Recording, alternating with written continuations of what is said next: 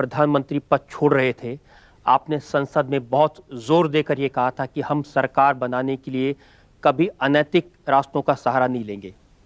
लेकिन हाल ही में हमने देखा कि जब उत्तर प्रदेश में भारतीय जनता पार्टी की सरकार बनी तो नैतिकता के सारे कीर्तिमान तोड़ दिए गए।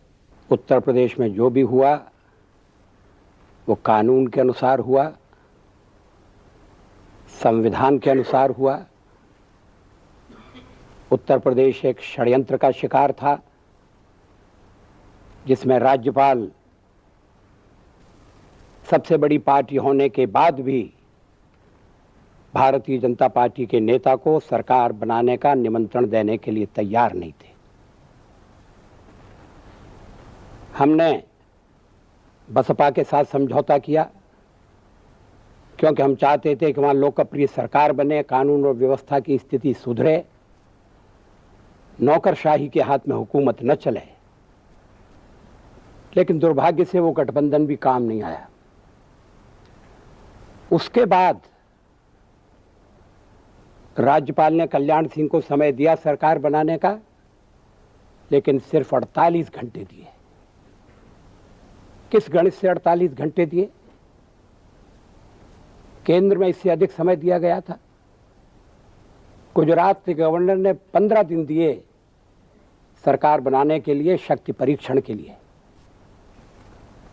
हम इस साजिश को समझ गए और हमें लगा कि लोकप्रिय सरकार अगर बनाना है तो कुछ समझौता करना पड़ेगा। जो लोग लोकप्रिय सरकार के हमारे लक्ष्य से सहमत थे और जो राष्ट्रपति शासन के खिलाफ थे, वो अपना अपना दल छोड़कर हमारे साथ आए। अटल जी, लेकिन ये तो सच है कि जो लोगों ने आपकी पार्टी ज्वाइन की उन सबके सबको मंत्री बना दिया गया। जाहिर है उन्हें मंत्री पद का लालच दिया ही गया होगा। जी नहीं, वो कांग्रेस छोड़ना चाहते थे। उनकी दृष्टि में कांग्रेस की उपयोगिता समाप्त हो गई। वो बहुत पहले से कांग्रेस छोड़कर हमारे साथ आना चाहते थे। लेकिन अगर लोग आते हैं और उनका सहयोग लेने के लिए सत्ता में भागीदारी होती है तो इसे मैं अनैतिक नहीं मानता। आखिर केंद्र में जो संयुक्त मोर्चा था और जिस मोर्चे में 13 पार्टियां शामिल थीं, क्या उन 13 पार्टियों के नेताओं के सामने मंत्री बनने का सवाल नहीं था?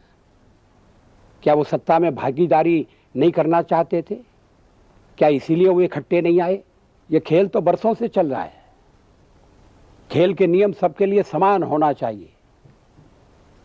एक तरफा खेल अब नहीं चल सकता। लेकिन अब तक इस खेल में भारतीय जनता पार्टी खिलाड़ी नहीं थी। अब वो भी मैदान में उतर गई, पार्टियां तोड़ने के, जोड़ने के, सरकारें बनाने के। जो पार्टियां स्वयं टूट रही हैं उनमें से अगर एक हिस्सा हमारे साथ जुड़ता है ये समझकर कि भारतीय जनता पार्टी एक मुख्य धारा की पार्टी है, कांग्रेस के दिल लद गए। अब अगर देश का कोई कल्याण कर सकता है तो भारतीय जनता पार्टी कर सकती है, तो उन लोगों को दोष कैसे दिया जा सकता है? ये समझकर कि भारतीय जनता पार्टी एक मुख्य धारा की पार्टी है, कांग्रेस के दिल लद गए। अब अगर देश का कोई कल्याण कर सकता है तो भारतीय जनता पार्टी कर सकती है, तो उन लोगों को दोष कैसे दिया जा सकता है? अभी उड़ीसा में क्या हुआ? बिजू जनता दल का निर्माण हुआ। हम तो उसमें भागीदार नहीं थे। लोग अपनी पार्टियां ठीक चला नहीं सकते, अपनी पार्टियों के काम के कारण लोगों को संतोष नहीं दे सकते। सदस्य समझते हैं कि हम व्यर्थ की राजनीति कर रहे हैं, और वे अगर भारतीय जनता पार्टी के साथ आने का फैसला करते हैं तो हम उनका स्वागत करेंगे। हमारे दरवाजे उनके लिए खुले हुए हैं। शर्त यह है कि वो ईमानदारी से आएँ। शर्त यह है कि वो देश के कल्याण को सर्वोपरि मान कर आएँ। अटल जी, कांग्रेस के लोगों का आरोप यह है कि आपने कांग्रेस पार्टी को तोड़ने की कोशिश की। जिस समय इंद्र कुमार गुजराल की सरकार से कांग्रेस ने समर्थन वापस लिया, कांग्रेस को तोड़ करके अपनी सरकार बनाने की कोशिश की। कोई लोकसभा का विसर्जन नहीं चाहता था, विघटन नहीं चाहता था। उसमें सब दलों के लोग थे, मगर कांग्रेस का नेतृत्व लोकसभा को भंग करने पर तुला हुआ था।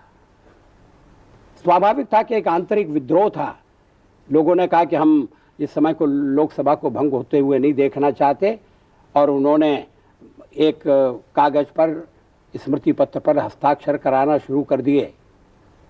42-43 कांग्रेस के सदस्य हस्ताक्षर करके ये अपनी राय प्रकट कर चुके थे कि लोकसभा भंग नहीं होना चाहिए। अब अगर उनके कदम को हमारे द्वारा प्रेरित कहा जाएगा तो ये हमारे साथ न्याय नहीं होगा। उन्हें अपनी चिंता थी। 1.5 साल के भीतर लोकसभा भंग हो गई। वो 5 साल के लिए चुने गए थे। उनका भविष्य अंधकारमय हो रहा था। उन्हें यह भी डर था कि कांग्रेस की गुटबंदी के कारण उनको टिकट नहीं मिलेंगे। जो उपयुक्त व्यक्ति है, जिसने सेवा की है, वो भी टिकट से वंचित कर दिया जाएगा, क्योंकि कांग्रेस का शिखर नेतृत्व गुटबंदी में इस तरह से फंसा हुआ है।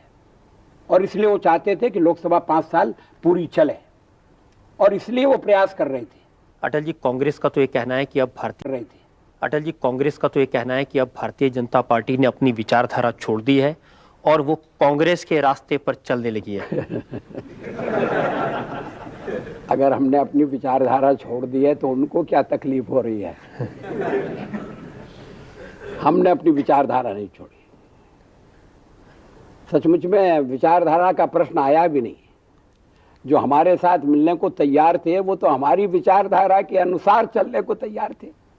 देखिए, उनके एक नेता ने तो यहाँ तक कहा कि भारतीय जनता पार्टी ने हमारी विचारधारा चुरा ली, हमारे नेता सुभाष चंद्र बोस और महात्मा गांधी को चुरा लिया, अब वो हमारे एमपी भी चुरा रहे हैं।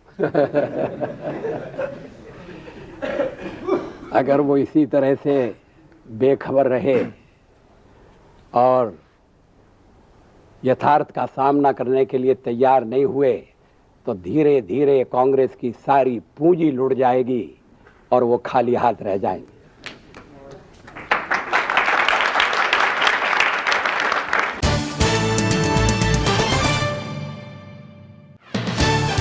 में मौजूद हैं भारतीय जनता पार्टी के नेता और former prime minister Atal Bihari Vajpayee. जनता की अदालत में अटल बिहारी वाजपेयी पर इल्जाम है कि ये चुनाव जीतने के लिए स्थायी सरकार का खोखला वादा कर रहे हैं।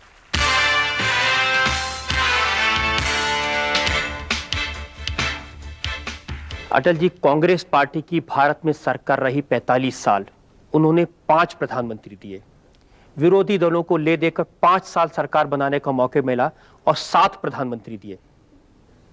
तो किस बिना पर भारतीय जनता पार्टी स्थायित्व का वादा कर रही है? अब अगला प्रधानमंत्री ऐसा आएगा जो पूरे 5 साल रहेगा।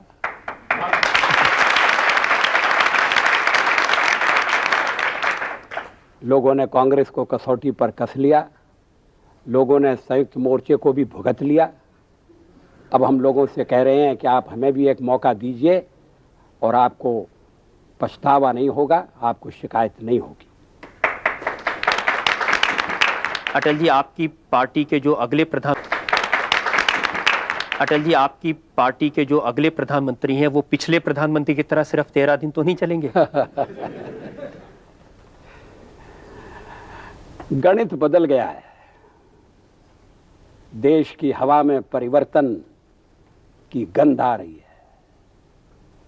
18 महीने की दुर्गति को देखकर आम मतदाता ने अपना मन बना लिया है कि अब उस इतिहास की पुनरावृत्ति नहीं होने दी जाएगी। ये परिवर्तन सारे देश में घूमते हुए मैं देख सकता हूं और इसलिए मुझे विश्वास है मतदाता बहुमत वाली सरकार स्थापित करेगा। ऐसे बहुमत वाली सरकार जो भ्रष्टाचार से मुक्त हो और जो देश को समृद्धि की ओर ले जाए, सामाजिक कल्याण की ओर ले जाए। अटल जी, जनता ने पहले भी भारतीय जनता पार्टी को ले जाए, सामाजिक कल्याण की ओर ले जाए। अटल जी, जनता ने पहले भी भारतीय जनता पार्टी को बहुमत वाली सरकारें दी हैं। गुजरात में 2/3 बहुमत देकर आपको सरकार बनाने का मौका दिया था, सरकार नहीं चला सके। कई प्रदेशों में हमारी सरकारें चल रही हैं, आप उनका उल्लेख नहीं कर रहे हैं। गुजरात एक दुर्घटना है। कभी कभी जवान मौत हो जाती है, लेकिन इसका अर्थ ये नहीं है कि कोई अपने बेटे को जवान देखना नहीं चाहेगा। गुजरात में भी हमने अनुशासन की रक्षा की। अगर हम चाहते तो दूसरी बार भी ढील देकर सरकार को बचा सकते थे, लेकिन हमने कहा कि अनुशासनहीनता की इतनी बड़ी कीमत नहीं दी जा सकती। हमने सरकार का बलिदान कर दिया, मगर अनुशासन तोड़ने वालों के साथ समझौता नहीं किया। जब यूनाइटेड फ्रंट की सरकार पर आपने हमले किए, आपने कहा कि कोएलिशन की सरकार ज़्यादा नहीं चलती, लेकिन इस समय जो आप हमने सरकार का बलिदान कर दिया, मगर अनुशासन तोड़ने वालों के साथ समझौता नहीं किया। जब यूनाइटेड फ्रंट की सरकार पर आपने हमले किए, आपने कहा कि कोएलिशन की सरकार ज़्यादा नहीं चलती, लेकिन इस समय जो आप प्रयास कर रहे हैं, भारतीय जनता पार्टी जो प्रयास कर रही है, वो भी कोएलिशन की सरकार ही बनेगी। कोएलिशन में अंतर है। संयुक्त मोर्चे की सरकार एक ऐसा गठबंधन थी जिसमें सब छोटी छोटी पार्टियां थीं। सबसे बड़ी पार्टी की सदस्य संख्या लोकसभा में 23 थी। वो इकट्ठे आ गए, उन्हें कांग्रेस पर निर्भर रहना पड़ा। कांग्रेस ने उन्हें गिरा दिया, लोकसभा भंग करना पड़ी। हम इस समय जो रणनीति अपना रहे हैं, तो हम भारतीय जनता पार्टी को सबसे बड़े दल के रूप में उभरते हुए देखना चाहते हैं। और उस समय अगर हम सरकार बनाएंगे तो जो मित्र दल आज हमारे साथ हैं, जिनके साथ मिलकर हम प्रदेशों में हुकूमतें चला रहे हैं, हम उनको सरकार में शामिल करेंगे। कुछ अगर अन्य दल भी आना चाहेंगे तो उनका भी स्वागत होगा, लेकिन भारतीय जनता पार्टी उस कोएलिशन में सबसे बड़ी पार्टी होगी। इसकी सदस्य संख्या बहुमत तक जा सकती है, 200 से ऊपर होगी, इसमें तो कोई संदेह ही नहीं है। मैं तो 250 की गिनती कर रहा हूं। पार्टियों का सहयोग होता तो सरकार इस तरह से अस्थिर नहीं होती, डामाडोल नहीं होती। अटल जी, पिछले चुनाव में जयललिता कांग्रेस पार्टी के साथ मिलकर चुनाव लड़ रही थी, इस बार आपके साथ हैं। क्या गारंटी है कि चुनाव होने के बाद वापस कांग्रेस के साथ जाके हाथ न मिला लें? नहीं, हाथ मिलाने के लिए कांग्रेस रहेगी नहीं, वो हाथ कहां से मिलाएंगे।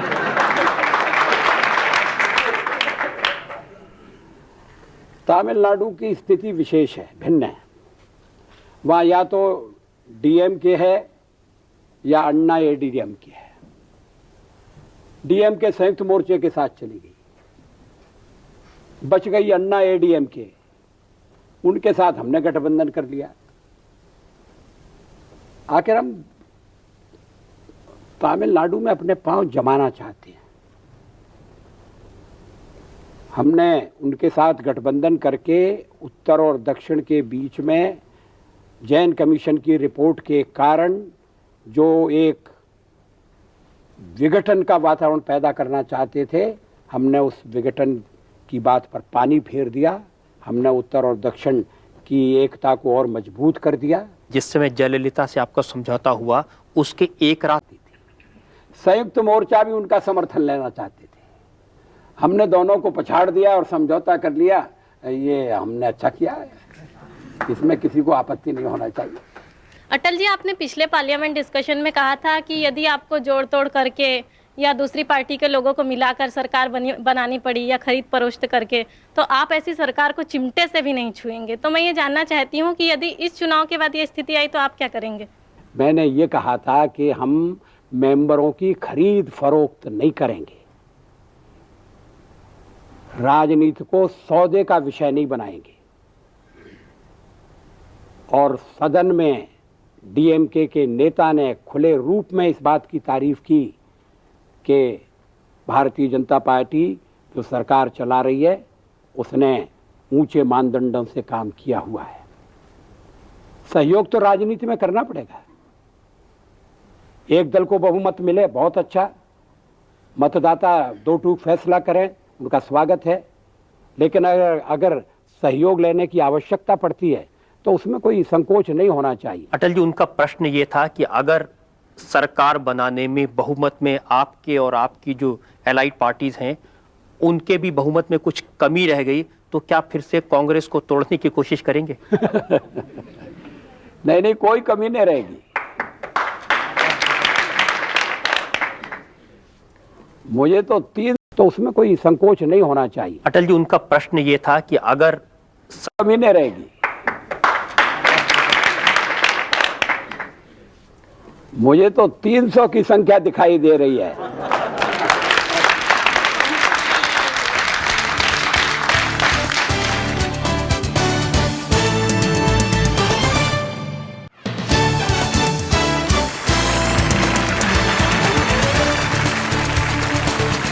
आज हम मुकदमा चला रहे हैं भारत के भूतपूर्व प्रधानमंत्री अटल बिहारी वाजपेयी पर। जनता की अदालत में अटल बिहारी वाजपेयी पर इल्जाम है कि भारतीय जनता पार्टी इनके उदारवादी चेहरे को भुनाने की कोशिश कर रही है।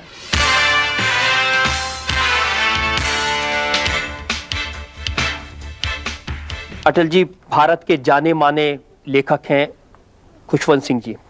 उन्होंने अपने कॉलम में हाल ही में लिखा है कि अटल बिहारी वाजपेयी बहुत अच्छे आदमी हैं, स्टेट्समैन हैं, विदेश नीति भी बहुत अच्छी की थी इन्होंने, लेकिन उन्होंने कहा एक ही माइनस पॉइंट है अटल बिहारी वाजपेयी का, आदमी ठीक है लेकिन गलत पार्टी में है।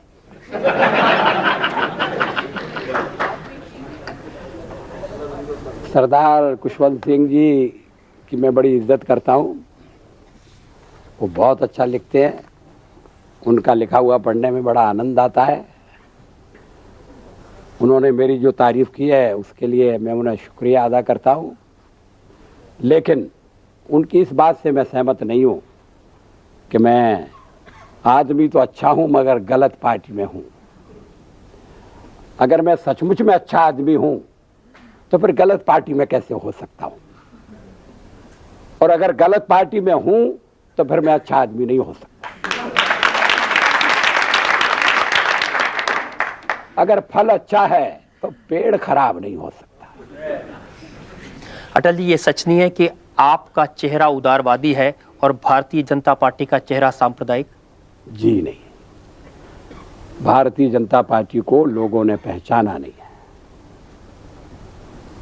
अनेक प्रदेशों में हमारी सरकारें चल रही हैं, कहीं भी सांप्रदायिक तनाव नहीं है, कहीं भी मजहब के आधार पर भेदभाव नहीं है। सर्वधर्म समभाव में हमारा विश्वास है, हम उसी के अनुसार आचरण करते हैं। सांप्रदायिकता क्या है? अगर धर्म या मजहब के आधार पर भेदभाव किया जाए तो वो सांप्रदायिकता है। अगर वोट बैंक की राजनीति की जाए तो वो सांप्रदायिकता है। हम तो एक राष्ट्रीय पार्टी है, राष्ट्रवादी पार्टी है, और इसलिए इस बारे में पार्टी में और मेरे विचारों में कोई अंतर नहीं है, कोई भेद नहीं है। अटल जी ये सच नहीं कि 6 दिसंबर 19 मस्जिद का ढांचा? पार्टी में और मेरे विचारों में कोई अंतर नहीं है, कोई भेद नहीं है। अटल जी ये सच नहीं कि 6 दिसंबर 1992 को जब बाबरी मस्जिद का ढांचा टूटा था तो आपकी आंख में आंसू? पार्टी में और मेरे विचारों में कोई अंतर नहीं है, कोई भेद नहीं है। अटल जी ये सच नहीं कि 6 दिसंबर 1992 को जब बाबरी मस्जिद का ढांचा टूटा था तो आपकी आंख में आंसू थे और पार्टी के बहुत से लोग हंस रहे थे? जी नहीं, राष्ट्रीय पार्टी है, राष्ट्रवादी पार्टी है, और इसलिए इस बारे में पार्टी में और मेरे विचारों में कोई अंतर नहीं है, कोई भेद नहीं है। अटल जी ये सच नहीं कि 6 दिसंबर 1992 को जब बाबरी मस्जिद का ढांचा टूटा था तो आपकी आंख में आंसू थे और पार्टी के बहुत से लोग हंस रहे थे? जी नहीं, ये तो आप इतनी दूर की खबर लाए हैं कि जिसका मुझे भी पता नहीं है। ये ठीक है कि जो कुछ हुआ वो मुझे पसंद नहीं था। अब तो ये भी कहा जा रहा है कि भारतीय जनता पार्टी के अपराध की सजा नरसिम्हा राव जी को दी जा रही है। किस अपराध की सजा? कहा गया कि उन्होंने जो बाबरी मस्जिद के डिमोलिशन को नहीं बचाया उसकी सजा उन्हें दी जा रही है। उसके लिए केवल नरसिम्हा राव जी को सजा दी जाए, ये बात तो मेरी समझ में नहीं आती है। फैसला किसका था? विश्व हिंदू परिषद को ये आश्वासन दिया गया था कि जहां राजीव गांधी जी के ज़माने में शिलान्यास हुआ है वहां से वो मंदिर का निर्माण आरंभ कर दें, उन्हें इसकी अनुमति दे दी जाएगी। इस आधार पर अयोध्या में कार सेवक एकत्र हुए थे। यह आश्वासन पूरी सरकार की तरफ से था। बाद में इस आश्वासन का पालन नहीं किया गया, कार सेवक बेकाबू हो गए, ढांचा ढा दिया गया। अब इसके लिए केवल नरसिम्हा राव को बलि का बकरा बनाना ये मेरी समझ में नहीं आता। अगर बलि चढ़ना है तो कुछ औरों की भी बलि चढ़ना चाहिए। कहीं उन्हें आपसे आपकी मित्रता की सजा तो नहीं दी जा रही है इस बहाने से? नहीं नहीं, कांग्रेस में तो मेरे और भी मित्र हैं जो बच गए। अटल जी, आपने बार बार ये कहा है कि काशी और मथुरा भारतीय जनता पार्टी के एजेंडा पर नहीं है। राष्ट्रीय स्वयंसेवक संघ के सरसंघ चालक रज्जू भाई, अटल जी विश्वास इसलिए नहीं होता क्योंकि राष्ट्रीय स्वयंसेवक संघ तो भारतीय जनता पार्टी की पेरेंट संस्था है, रिमोट कंट्रोल तो नागपुर से चलता है। जी नहीं। ये डी कंट्रोल का जमाना है, कहाँ कंट्रोल की बात आप कर रहे हैं? ये ठीक नहीं है। ये भारतीय जनता पार्टी के साथ बड़ा अन्याय करना है। इतना ही बड़ी पार्टी, इतनी प्रभावशाली पार्टी, जिसकी सरकार 5 राज्यों में काम कर रही है और जो कल केंद्र में सरकार बनाने की तैयारी कर रही है, उसको कहीं एक रिमोट कंट्रोल से चलाया जाएगा, इसकी तो कल्पना भी नहीं की जानी चाहिए। हम एक स्वतंत्र संगठन है, राष्ट्रीय स्वयंसेवक संघ एक देशभक्ति पूर्ण संगठन है। हम में से बहुत से लोग राष्ट्रीय स्वयंसेवक संघ से जुड़े हुए रहे हैं। इसका अर्थ ये नहीं है कि हमें क्या करना और क्या नहीं करना ये सब वो तय करते हैं और दिल्ली में तय नहीं होता, नागपुर में तय होता है। जो भी निर्णय हम लेते हैं वो सोच समझ कर लेते हैं और अपने बल पर लेते हैं, अपनी बुद्धि के अनुसार लेते हैं। जनता के मन में आशंका तो यह है कि ये आपको मतदान के बाद अगर सरकार बनी तो पता लग जाएगा। अटल जी कांग्रेस पार्टी के अध्यक्ष हैं सीताराम केसरी, उनका एक बयान है, उन्होंने कहा कि राष्ट्रीय स्वयंसेवक संघ अटल जी को कभी प्रधानमंत्री नहीं बनने देगा, अगर बन जाएंगे तो चलने नहीं देगा। केसरी जी को बड़ी अंदर की खबर है। केसरी जी को ये तो पता नहीं है कि वो कांग्रेस के अध्यक्ष रहेंगे कि नहीं रहेंगे, और वो हमारे बारे में ये भविष्यवाणी कर रहे हैं। इस भविष्यवाणी का कोई अर्थ नहीं है। पार्टी ने सोच समझकर प्रधानमंत्री पद के लिए मेरा नाम रखा है। मुझे पार्टी का पूरा विश्वास प्राप्त है और केवल पार्टी का नहीं, मुझे मित्र दलों का भी विश्वास प्राप्त है, मुझे परिवार का भी विश्वास प्राप्त है, सब सहयोगियों का भी विश्वास प्राप्त है कि इस बारे में केसरी जी कुछ भी कहते रहें, मगर किसी के मन में शंका या कुशंका नहीं होनी चाहिए। अटल जी, आपकी पार्टी के कुछ लोग कहते हैं कि अटल बिहारी वाजपेयी तो मुखौटा हैं, असली ताकत तो अडवाणी जी के हाथ में है। मगर किसी के मन में शंका या कुशंका नहीं होनी चाहिए। अटल जी, आपकी पार्टी के कुछ लोग कहते हैं कि अटल बिहारी वाजपेयी तो मुखौटा हैं, असली ताकत तो अडवाणी जी के हाथ में है। सुना तो मैंने भी है ऐसा, लेकिन जब मैंने पूछा कि भाई वो असली चेहरा कहाँ है, तो मुझे कहा गया कि आप ही असली चेहरा हैं। बार बार अखबारों में लिखा जाता है कि भारतीय जनता पार्टी में 2 गुट हैं, एक नरम दल है, एक गरम दल है, एक वाजपेयी जी का दल है, एक अडवाणी जी का दल है। जी नहीं, मैं किसी दलदल में नहीं हूँ। मैं तो औरों के दलदल में अपना कमल खिलाता हूँ। जनता के इल्जामात और सवालात का सिलसिला जारी रहे। अटल जी, जब प्रचार के लिए निकलते हैं आप तो दोहरे मापदंडों का इस्तेमाल करते हैं। लालू यादव के भ्रष्टाचार को तो उजागर करते हैं, लेकिन जयललिता के भ्रष्टाचार को भूल जाते हैं। दोनों के मुकदमे अदालत में चल रहे हैं, अदालत फैसला करेगी, लेकिन विचारों की दृष्टि से जो हमारे नज़दीक हैं उनके साथ हम मिलकर चुनाव लड़ना चाहते हैं, क्योंकि चुनाव में विजय प्राप्त किए बिना इस देश में परिवर्तन नहीं लाया जा सकता, यहाँ तक कि भ्रष्टाचार का निर्मूलन भी नहीं किया जा सकता। अगर आपकी सरकार बनेगी तो जो राजनीतिक विरोधी हैं और राजनीति में आपके साथ हैं, उनके भ्रष्टाचार के आरोपों की जांच में दोहरे मानदंड अपनाए जाएंगे? जी नहीं, बिल्कुल नहीं अपनाए जाएंगे। कानून अपना काम करेगा, अदालत अपना निर्णय देगी, हम किसी को बचाने की कोशिश नहीं करेंगे। अटल जी, डबल स्टैंडर्ड का एक और आरोप लगता है मुसलमानों को लेकर। आपने हमेशा कांग्रेस पार्टी पर आरोप लगाया कि ये मुसलमानों को अपीज करने की पॉलिसी इनकी चलती है। अब जब चुनाव का मौका आया है तो भारतीय जनता पार्टी के लोग न केवल खुले बाहों से मुसलमानों को आमंत्रित कर रहे हैं पार्टी में शामिल होने के लिए, बल्कि मस्जिद में भी जा रहे हैं और इफ्तार पार्टियां भी ऑर्गेनाइज हो रही हैं बीजेपी के यहाँ। कोई नई बात नहीं है, पहले भी इफ्तार पार्टियां होती थी। हमारे दरवाजे प्रारंभ से मुसलमानों के लिए खुले हुए हैं, लेकिन हम उन्हें वोट बैंक नहीं मानते। हम उन्हें भारत का नागरिक मानते हैं, हम उन्हें इस देश की संतान मानते हैं। इस देश में पूरी मजहब की आज़ादी है। मुसलमानों के मन में एक डर पैदा कर दिया गया है कि अगर भारतीय जनता पार्टी की सरकार बनी तो तुम्हें खा जाएगी। कई प्रदेशों में हमारी सरकारें चल रही हैं और किसी को खाने का कोई भी अभी तक मामला सामने नहीं आया है। अगर आप पावर में आएंगे तो कश्मीर की जो प्रॉब्लम है उसके बारे में आपको क्या कहना है? इसका आपने क्या उपाय सोचा है? कश्मीर के बारे में कोई भी अभी तक मामला सामने नहीं आया है। अगर आप पावर में आएंगे तो कश्मीर की जो प्रॉब्लम है उसके बारे में आपको क्या कहना है? इसका आपने क्या उपाय सोचा है? कश्मीर के बारे में भारत की संसद, मुसलमानों के मन में एक डर पैदा कर दिया गया है कि अगर भारतीय जनता पार्टी की सरकार बनी तो तुम्हें खा जाएगी।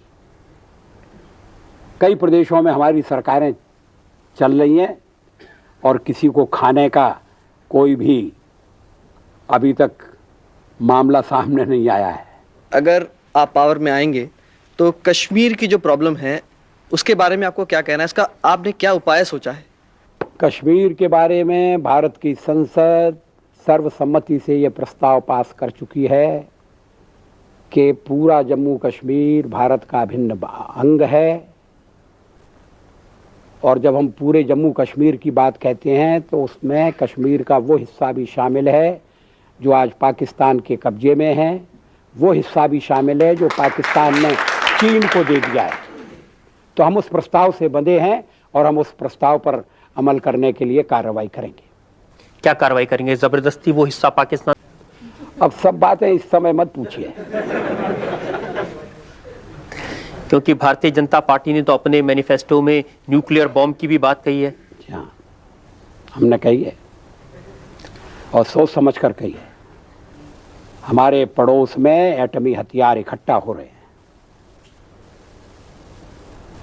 जो एटमी ताकतें हमें एटमी हथियार बनाने से रोकना चाहती हैं, वो अपने एटमी हथियार पैने कर रही हैं, उनको तेज कर रही हैं, नए प्रयोगों में लगी हुई हैं और हमें वो उस विज्ञान से वंचित रखना चाहते हैं। इसे हम स्वीकार नहीं करेंगे, कोई स्वाभिमानी देश स्वीकार नहीं करेगा। अटल जी एटम बम बनाएंगे और अपने पड़ोसियों को डराएंगे? जी नहीं, ये नीति है? नहीं नहीं, पड़ोसी हमारे क्यों डरें? मगर हमारे पड़ोस में एटम बम है, हिमालय के उस पार एटमी हथियारों का अंबार लगा हुआ है, उसको हम भूल जाएं? हमारा पड़ोसी दावा कर रहा है कि उसने एटमी प्रक्षेपास्त्रों का विकास कर लिया है। डिगो गार्सिया में अमेरिका बैठा हुआ है एटमी हथियार लेकर। हम किसी के विरुद्ध एटमी हथियारों का प्रयोग नहीं करेंगे, लेकिन हम अपनी क्षमता का विकास करना चाहते हैं जिससे फिर किसी का हमारे ऊपर हमला करने का मन न हो। सत्ता की दौड़ में विचारधारा को भुला दिया है।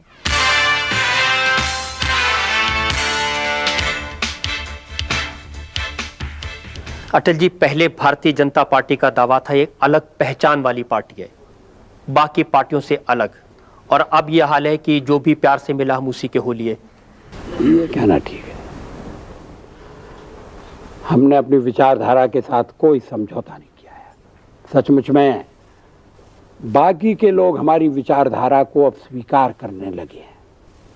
हिंदुत्व का सवाल आप लीजिए।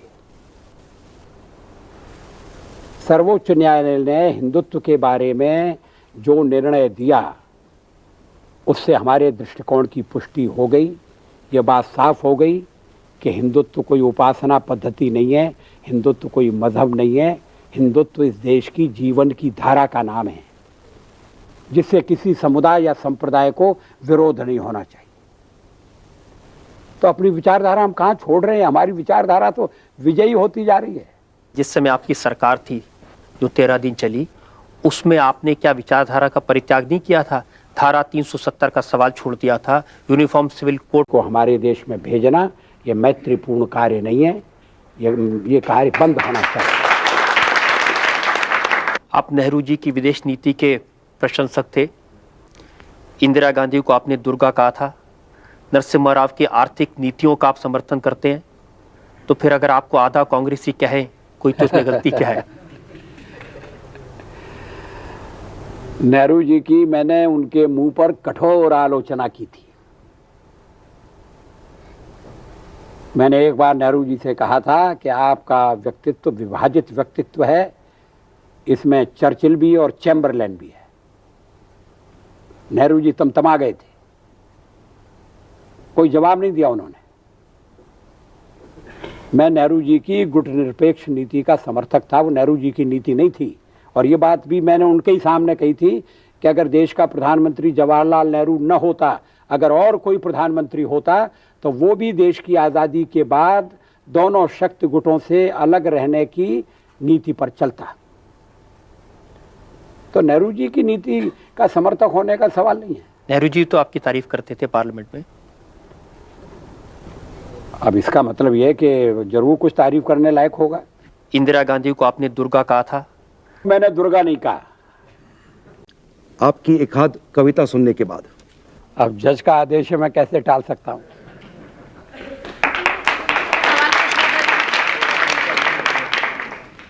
आओ फिर से दिया जलाएं, आओ फिर से दिया जलाएं, भरी दोपहरी में अंधियारा, सूरज परछाई से हारा, अंतरतम का नेह निचोड़ें, बुझी हुई बाती सुलगाएं, आओ फिर से दिया जलाएं, आओ फिर से दिया जलाएं। हम पड़ाव को समझे मंजिल, हम पड़ाव को समझे मंजिल, लक्ष्य हुआ आँखों से ओझल, वर्तमान के मोह जाल में आने वाला कल न भुलाएं, आओ फिर से दिया जलाएं, आओ फिर से दिया जलाएं। अंतिम है आहुति बाकी, आहुति बाकी यज्ञ अधूरा, अपनों के विघ्नों ने घेरा, अंतिम जय का वज्र बनाने नव दधीची हड्डियां गलाएं, आओ फिर से दिया जलाएं, आओ फिर से दिया जलाएं।